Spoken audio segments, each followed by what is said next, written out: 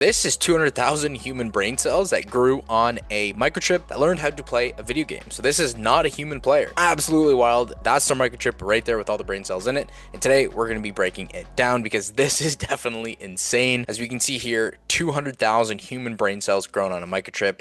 Brain organoids have been trained to play the original Doom.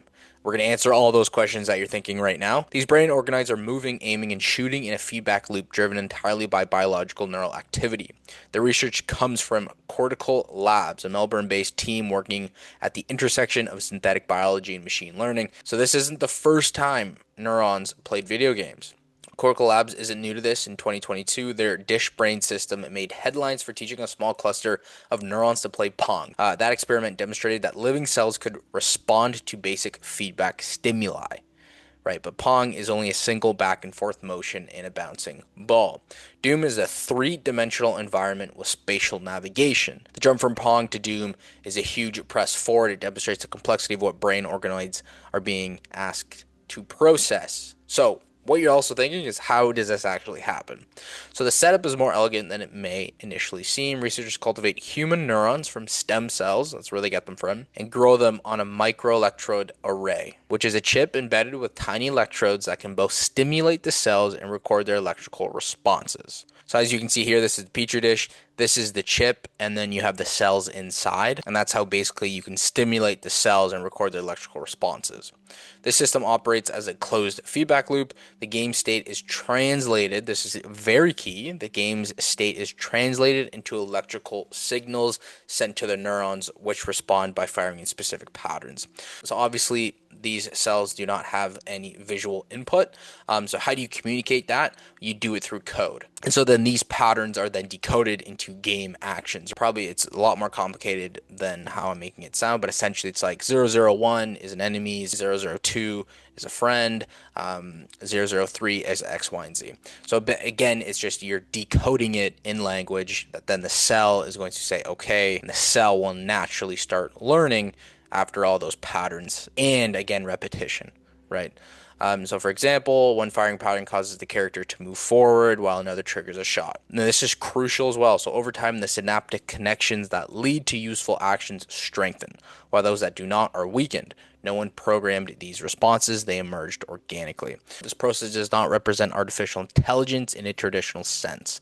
So there are no transformer architectures, no backpropagation. You're not really using AI to create this thing. Instead, what is occurring is biological plasticity, which is the same mechanism that allows a human brain to learn and form memories happening in a controlled environment linked to a first-person shooter game. So yes, it's groundbreaking. Very cool, like very interesting what is really taking place. So this is our next article. Just quickly here, there's still a lot of work left to do on this. The exciting thing is we've solved the interface problem. We have a way to interact with these cells in real time and train them and shape their behavior to do things even like Doom, right? So what you're seeing is that you can basically isolate, right? You can isolate a bunch of brain cells or whatever, and you can teach them things. So I don't know. Are we living in the Matrix? I'm not sure. Because the next, obviously this is further down the line. It's probably taking you to the stream. I don't even know if it's possible. But imagine you could basically just plug in these neurons to individuals. And if you were to teach just like in the Matrix, if you were to teach these neurons essentially how to fight, just like you're kind of teaching them how to play Doom, and over time they get better at playing Doom.